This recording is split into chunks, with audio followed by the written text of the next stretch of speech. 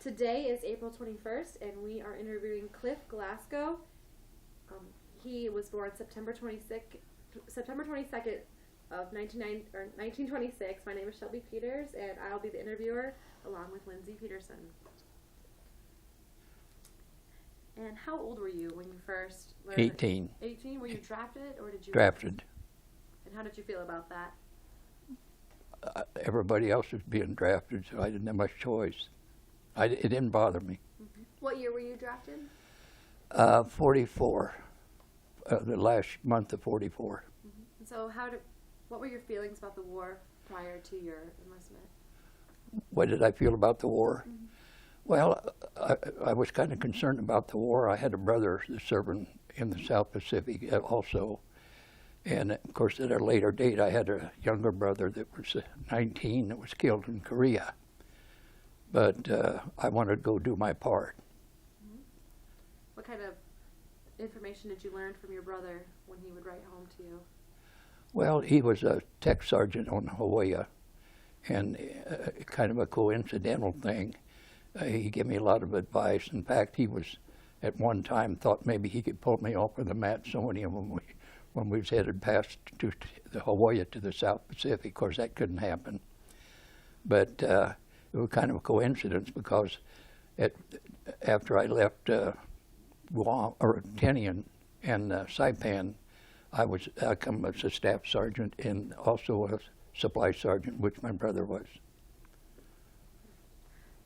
And where did you do your training at? Camp Hood, Texas. And what was training like for you?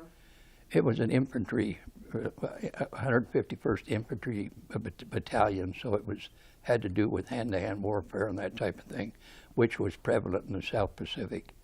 Mm-hmm. Any specific experiences you remember from training? It varied. You know, you learned to kind of get along with other people, and you knew you had a job to do. And when we were in Camp Hood, Texas, under training, we'd get reports back from the group that was ahead of us and talked about those that were killed and those that had been injured in a period of 2 or 3 weeks. And how did you feel about training? Did you like it or despise it? I enjoyed it. And most of the people in World War II were coming out of a depression. And for the most part, the rural people, they were already in pretty much good shape. You know, now that's not prevalent today, but most of the people that were in World War II, because of the Depression and this type of thing, had to be working someplace. And of course, the country people, they were in pretty good shape to start with, so it was not a problem to me. And after training, where did you go? After training, I got a furlough, and I come back to, that was Milton, Iowa. I come back there for a short furlough. And then from there, I went to Fort George J. Meade, Maryland, on the East Coast. And we were told then that we were going to go to Europe, the European theater, as opposed to the South Pacific. But after we were there about 2 or 3 days, things started to change a little bit in what was going on in those two wars. And they decided to send the 18-year-olds to the South Pacific and the 19-year-olds to the European theater. Mm-hmm. And what was your reaction when you heard that news? I didn't really make much difference. We left Fort George J. Meade, Maryland, on a troop train. I think it seems to me like it was 4 days. We went from there to Fort Lawton in Seattle, Washington, and it was quite a trip. I remember coming across Iowa with the side door open, looking at the corn and stuff. I said, goodbye. What was the train like? It was a troop train. It wasn't no fancy stuff. It was just a bunch of Army boys on a troop train, and that's, you know, that's about the way it was. And then, where did you ship out for the South Pacific Theater? Fort Lawton in Seattle, Washington. Mm-hmm. And what was the name of the ship you? SS Matsonia. And how many days voyage was that? 17 days. It was, back in those days, you was either escorted, or if you weren't escorted, you zigzagged. You know, you probably know about that. and that's to keep the enemy from picking you up on the screen. And what was life on the ship like? Very crowded. I don't know the number now, but it seems to me, does this sound right? 5,000. This is a big ship, and we were headed. I think what the problem was at that time, we were being enmassed in strategic points for the invasion of Kyushu, Japan, which is the southernmost island, and that's what we had finally ended up with. We never did go to Kyushu because of the atom bomb. What did you do on the ship to pass your time? Oh, played cards and not talk with other people, and that was pretty much it. It was, and then you kept the shades pulled so the Japs wouldn't see the lights in the windows.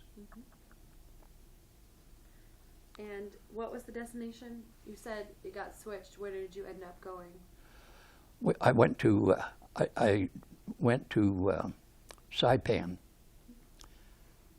and that's in the Mariana chain. There's 4 islands there. I think it's Tinian, Saipan, Guam, and Rota.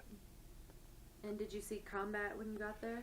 No, we checked out a few caves and things like that, but we ran out into a few caves and this type of thing. Japs were good at hiding, and those coral, all the coral islands throughout the South Pacific were pretty much mountainous and with caves, and that's the reason why it was we lost so many men taking those because when you're setting up in a cave shooting at somebody and you're down here in a boat trying to get at them, they got the lead on you.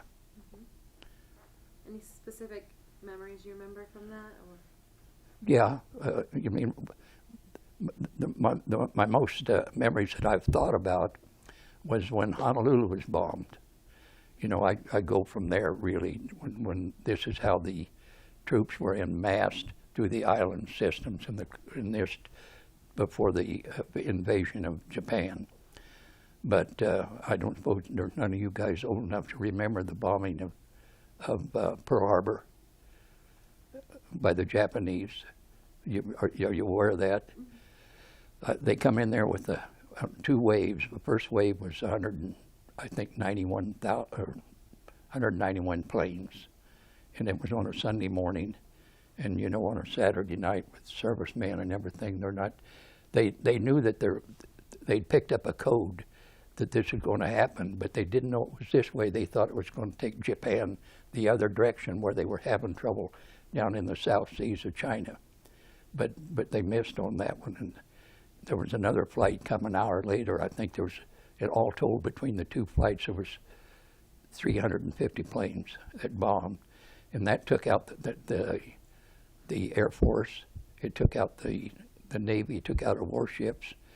The only good thing that they didn't do that I think is one of the reasons why we were on our knees as far as our location in the war was concerned. And I think the only reason that really helped us was that our warships were at sea. Admiral Nimitz had them out in the South Pacific, and this is where they messed up, because then we were able to keep planes and attack the islands and soften the islands up. You understand what I'm saying? They were able to soften these islands up with these warships and stuff. Then they had a big battle at sea with Japan, fleet against fleet, in the Coral Islands, and that's where the war really turned in our favor. And so, when you heard about Pearl Harbor, what was your reaction? My reaction was this: I was just a kid, and I can remember. You guys are going to laugh at me now. I lived on a little farm down in east Iowa, and I was out along the Des Moines River, and somebody just yelled at me that Honolulu had been bombed. I think, what was I, 13 or 14 or something like that at the time. But when I heard that was kind of a shock to me, because I had a brother that was going to get in that. And my other younger brother was 5 years younger than me, and he went to Korea and was killed in Heartbreak Ridge. But this war in the South Pacific was a game of chess. You know how you ever play checkers? You had to get your men in the right spot. If you didn't, if you lost them over here, you could get in trouble. And it was just like that. The only way we were able to win that war is, like I said, we had the Admiral Nimitz Navy, fleet of Navy, and we was able to break their codes. We could decode where they was coming from and be prepared when they got there. Mm-hmm. And how did you break the codes? I don't know. That was intelligence done that. That's over my head. I don't know. What was your specific job once you got off the ship and then onto land? When I got off the ship, we were still in a training mode, and we were being advised about where we were going. We knew where we were going to go. We were going to attack Japan, and while we were on Saipan, a group of us was on the north shore of Saipan on a coral slope. I don't know how many of us was there, but there was a goodly number, and we were being talked to by a chaplain, an army chaplain, and he was giving a pep talk, for this invasion that was coming up. He was telling us what to do. Incidentally, when this atom bomb was dropped, Truman had a hard decision to make. The decision was that there would be an estimated 1,200,000 deaths, and if he or bomb with the two bombs, and he decided to go life for life and bomb Japan. Now, from Saipan, where did you go? I went to Guam, and from there I got in a hospital. I was in the hospital in Guam I was trying to figure out. I'd almost forgotten. I got one of my letters today, and I read through it. I was in the hospital there for 25 days. And what caused you to be in the hospital? I had a staph infection from an appendectomy, and the hospitals, the Army hospitals, were not clean like they are here, so they didn't know what staph infection was then. I'm just saying that's what I think I had because they didn't really know. I know I was in the hospital 25 days and lost 30 pounds. Did they have any idea or diagnose you with something, even though they really didn't know? No, that was appendectomy. Mm-hmm. Yeah, but the reason why they kept me in the hospital is my temperature wouldn't go down. It stayed up there. And I'll tell you, I pulled a goof and got out on this basis. I took the thermometer and set it in my teeth. They said if I could get it set 3 times in a row, they'd send me back to my outfit. So I did a no-no. I wouldn't advise anybody to do that. But I set that thermometer, and they said, you can go back to your outfit. And so they called a MP to come and take me back. I had on a pair of combat boots and fatigue pants and no shirt. So you preferred to be with your outfit instead of in the hospital? You really wanted to get back? Nobody wants to be in the hospital. I haven't known of anybody that did. Mm-hmm. I didn't want to be in the hospital, but I didn't have any choice. What were you doing? Oh, go ahead. You asked your question. What were you doing at Guam before you got in the hospital? I was. I had a CO from Ohio. His name was Banks. He was a captain, and he said I was adept at typing. Now, when I went to school, I wasn't a good typer at all, but I guess I was good enough that he thought I should be supply sergeant. So he put me in there, and that's how but I got into a lot of hard work there before this was over with, because at that stage of the game, they were phasing the Army down. They was coming home. And one of the worst jobs I've ever had was when they deactivate a company and then activate another one. That was my job as a supply sergeant. And I had to, and what this process meant was that when you deactivate I had to see, everybody's got a Form 32, which is the table of allotments for everything that they have in their possession. It's their name, follows them clear through the Army.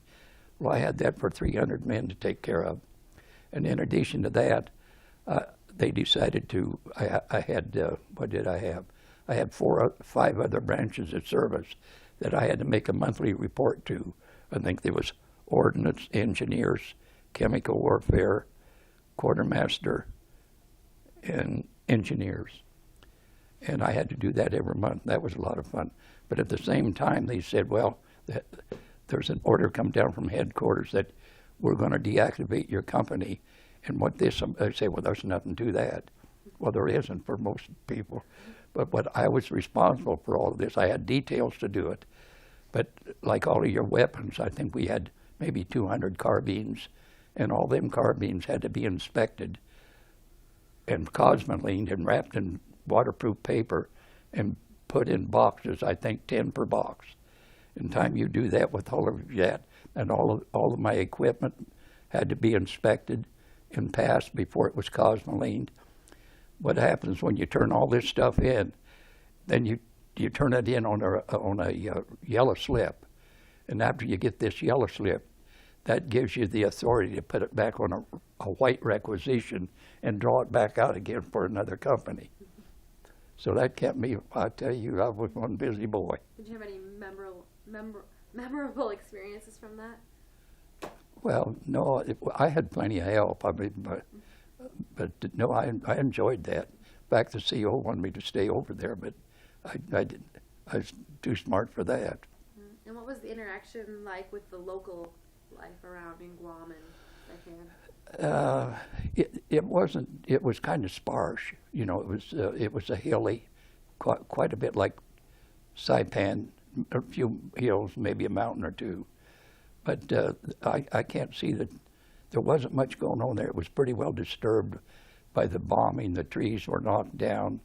Saipan the same way. Most of the coconut trees were gone, and all that kind of stuff. I don't know just how they lived, but they just seemed like more of a roving type of a person, you know, with nothing set to do. Every once in a while you'd see one with the oxen going down the street on a two-wheel cart, that type of thing. Where'd you head after Guam? After Guam, I come home. Oh, you did? Yeah, they put me on a ship and I got to come home. Incidentally, on the way back, I come back on the Zane. Let's see, what did I come back on? The Zanesville Victory. And come back to the Golden Gates, come under the Golden Gates and come back there. Incidentally, when it comes to my birthday, I was operated on in this hospital on my birthday, September 22nd. I crossed the international date line on September 22nd, had 2 birthdays. And my brother was killed on September the 22nd on my birthday in Korea. And so you were on Guam when you found out that you got to come home. What was your reaction to that? Coming home, the soldiers, the personnel were being phased down by a point system, you know, depending on the length of service and this type of thing. There had been a lot of guys over there 5 years and been in the service. I was only in the service 2 years totally. But most of the old guys, they were sitting around waiting for your number to come up, you know, go look at the bulletin board and see where you're going. But that's how we get to come on the rotation system.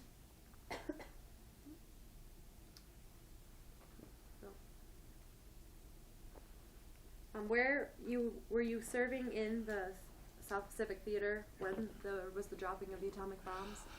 I want to tell you that story. I was President Roosevelt gave the go-ahead to try to get the signers to perfect this bomb. They didn't know for sure what it was, and that was if I remember right, it was in New Mexico. And this ship, when we were on Saipan, and we're sitting up here listening to this Army chaplain tell us about this thing, we didn't know it at the time, but this atom bomb was being loaded on the Enola Gay in Tinian, you know, and that's just 6 miles. We can see Tinian. We're looking right straight at it. It's only 6 miles over there. And while we're sitting there, and this chaplain's giving us a speech on the entry into the Kyushu Island of Japan, we looked up in the sky, and there's some airplanes going over there. I think these B-25s, and they had a formation that looked like a TD, and we're sitting there, what's that all about? Well, what it was all about, after they dropped that atom bomb on, I think it was Nagasaki first, maybe, probably was, that was, what that meant was total destruction, that these guys had got wind of something going on, and back there they could get up and play around in the sky a little bit, and that's when that atom bomb was dropped. 2 days later, another one was dropped, and that's where we were sitting. We were sitting on the brink of going into Kyushu, Japan, and everything was being centralized around the perimeter, all the branches of service, all 4 of them, and they were the ships and everything was coming in on them, and we're sitting here like this, like on load, ready for this to happen, and Truman says, drop the atom bomb, and so that just fleshed out the whole mess. Were you relieved not to invade the home island? Well, nobody wants to invade anybody, but I'd have went with them. There's going to be, as they said, there's going to be 1,200,000 deaths in that invasion, which is much more than both wars. So Truman had to make a decision, and I'm sure as far as life's concerned, he made the right one. And what was your reaction when you heard that the war was over? I was elated about, hey, we're sitting there getting ready to go to Japan. I felt pretty good about this whole thing. Mm-hmm. I think anybody else would. And how did your company celebrate the end of the Oh, war? they'd celebrate like you college kids would celebrate, I suppose, something in that manner. It was a big day. And what was it like coming home and seeing your family again? Well, I was glad to get back.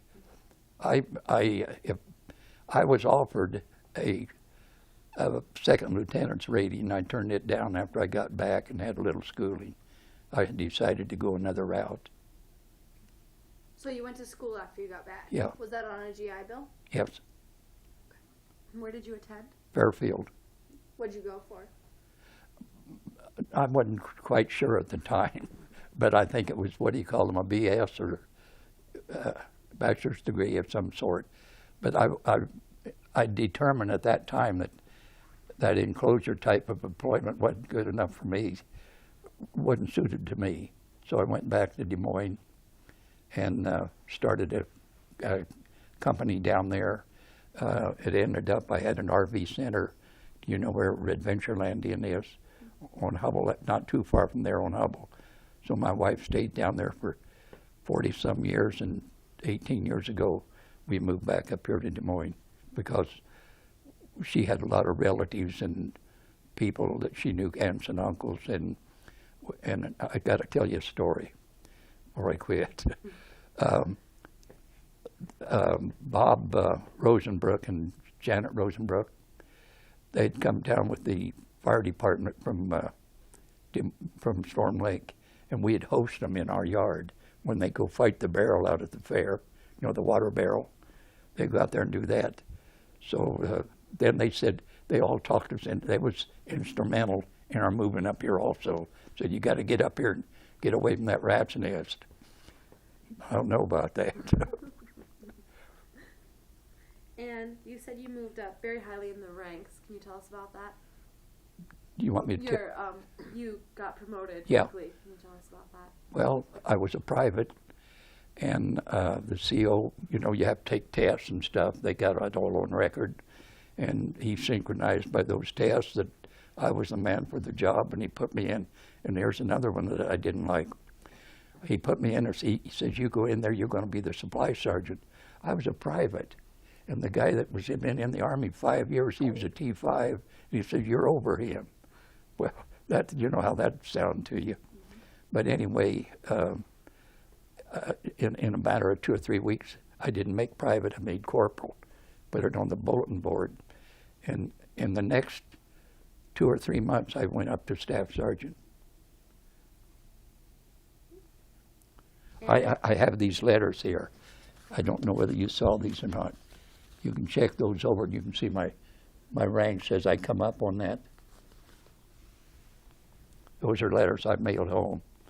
Here's one here when it's a private. And you have other souvenirs that you brought back. Can you tell us more about what you have here for us? Well, this one here is, I wrote home. I didn't realize that I did that, but I had a letter here that I'd received this from a Japanese prisoner, that I was in charge of issuing weapons for the guard to guard Japanese prisoners on Guam. And one of them gave me this, and I forgot I had it till the other day when I started looking around. And this is what it is. Maybe you can find somebody. Can you read that? You might not want to. Do you know why the prisoner gave this to you? Pardon? Do you know why the prisoner gave it to you? Well, I think so. I was in charge of issuing out the weapons and everything, and I'd have to go out and kind of observe once in a while. So I would meet these guys, you know, and it'd be just like you guys. After the fourth or fifth time, you know, I would, you know, kind of talk to them a little bit. But I guess that was a kind of a thank you note or something. I don't know. Mm-hmm. But I don't know what else we got. Now I have here, but I think this is a letter I have from President Truman, if you can see that, thanking me for serving in the war. And this is a letter here of when I was in Camp Hood, Texas as a private. And the other one here is one that Bill Knapp sent me that paid for for my tour to Washington, D.C. He sent me this. And this is one of the pictures that he took for that. And that's for the honor flight. That's the honor flight. Yeah. Can you tell us a little more about the honor flight? Yeah. My wife couldn't go, but she went down and was able to go on our trip through the fairground and over to Adventureland for a night out over there. So we all went over there on buses. Now, what this flight was about, every time you moved, there was 6 colored buses, like red, blue, black, and that. You had a thing hanging here with your color of bus you was going to get on. So that's how you did it. Anyway, we went over to Adventureland, and then we went back and got ready to get on this plane, which we had, well, that picture wasn't taken then, but we get on this plane, and I thought, boy, this is going to be a long trip. It's a big 57. We get on this, and it was 500 men. This kind of bothered me a little bit because the biggest plane I was ever on was a Piper Cub flying over Des Moines. And I said, how are we going to get this craft off the ground? But the pilot did. He got it up and sat us down in Washington, D.C. in an hour and 41 minutes. It took me 3 hours to drive to Des Moines to get on it. So that kind of tells you how fast that thing was. What was your favorite monument that you saw? My brothers, I was going to bring a picture of that. My brother's killed in Korea. And of course, they had the Korean monument. And I have a picture with Bill Anderson from Alta in front of that monument. So that was probably the best of them, I thought. They were all good, as far as that goes. One of the things that impressed me most about the trip was the Arlington Cemetery, where there's, would you believe, 250,000 troops buried there. And you just look, just like around here when the corn's out in the fall, you see corn just as far as you can see. That's all you can see, just a sea of tombstones up there. Did you get to see the changing of the guard while you were at Arlington? In fact, I have a picture with me standing between those 2 guards. It come out in the Des Moines paper. And I was down there, it was hot. And I decided I'd just stand back up here a little bit out of the crowd. There was a lot of people there. But when these 2 guys were down here, there was another guy over here taking their picture. And when he shot this picture, I'm between the 2 of them. Now, you wouldn't know it was me, or nobody else would know it was me. I knew it was me. We all looked alike. But that's where I was standing when that picture was taken. Awesome trip. And oh, here, I got to look at this. Wait a minute here. I got to tell you, Knapp's his name. Bill Knapp, a realtor in Storm Lake. He's the one that put up, I think, $300,000 to pay for that trip. And that honor flight was something cool you got to do after you got back. Did you win any awards or citations for your service? Well, I got the normal ones. I didn't get any fighting records or nothing, but I got the usual. There's always 4 or 5 of those good conduct, Asiatic Pacific, ruptured duck, and a string of those, but they were not from shooting anybody or anything like that. Mm-hmm. I was at the right place at the right time and I'm glad that atom bomb got down there about the same time I did. Do you have any other specific memories of your service that you'd like to share with us? Well, I don't know. There's a couple of them. You have guys haven't laughed yet. I got to tell you one might make you laugh. When I was on Guam as a supply sergeant, here's the supply sergeant and the orderly room, and then the mess hall. We're having an inspection from a fly-in general, and he's being brought in by MPs on jeeps, horns a-honking and blaring. Our CO, his name was Peaks from Ohio. He's going to go down and meet him and ride with the general in the jeep and come out. And everything's all set and planned. Nobody was to be in there except us 3, me, the first sergeant, and the mess sergeant. So we could hear the horns coming. We knew they was coming. We had to get out and salute those guys, And the CO, his name was Robertson. He was from Ohio. He comes out to me. He says, "Cliff," he says, "will you do me a favor?" I said, "What's the matter?" He said, "I cut myself shaving." He says, "I got blood all over me." And they're going to be there in a few minutes. He said, "Would you go report at the orderly room for me?" I said, "Yeah." So anyway, the CO, he don't know about this. He don't know what's going on. He's going to make a big impression with his general, see. So he comes up there, stops at the mess hall. The sergeant talks to him a little bit. He asks a few questions. Then he comes up to the orderly room. I'm at the orderly room. Well, can you imagine what the CO thought? He's sitting out there in that jeep. So I talked to him. I guess I got over pretty good.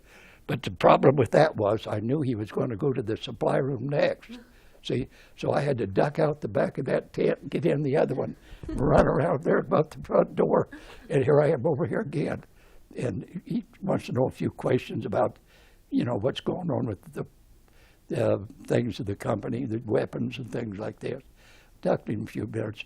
And so they left. But when he left, he went over and told that CO, and this is what he said. He says, "How'd things go?" He says, "I think that Staff Sergeant Glasgow is underrated."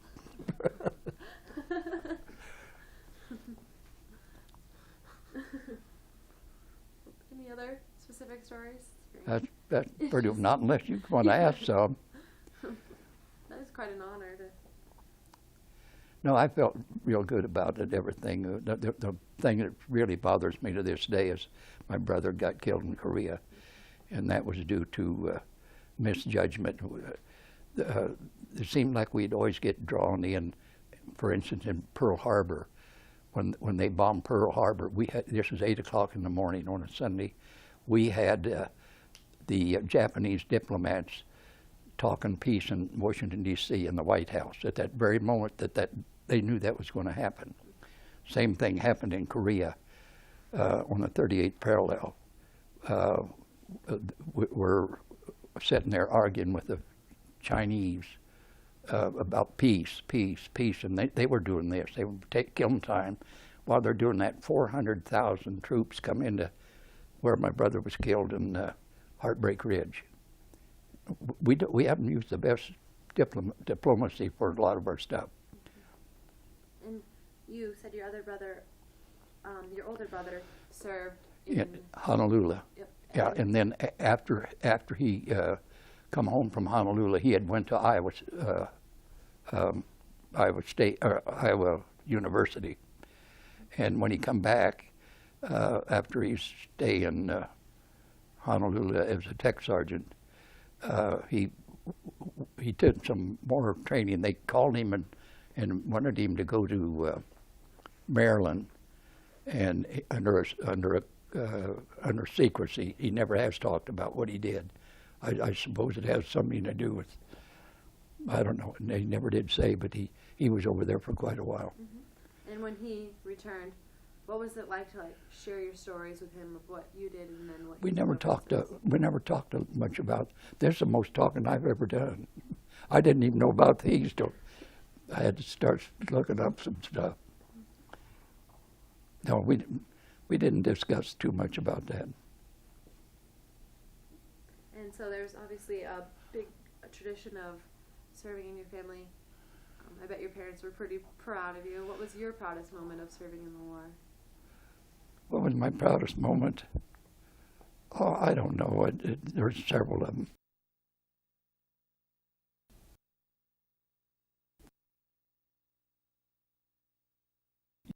You can't say, you can't pinpoint either of them.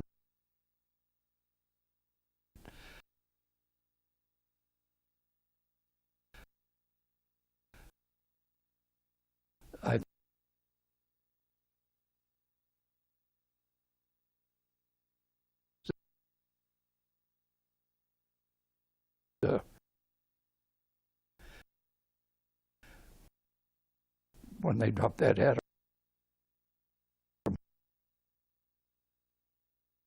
bomb, and I got to head back to the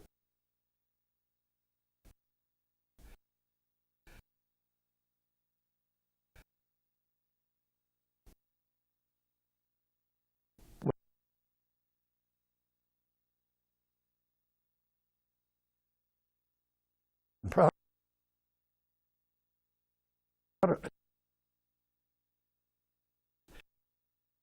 Yes, me the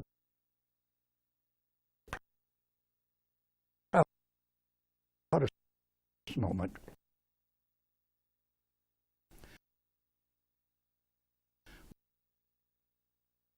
was when we went to Golden Gate Bridge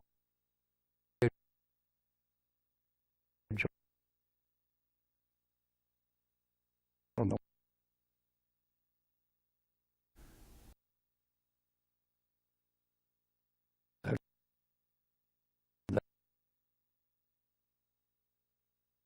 that was the proudest moment.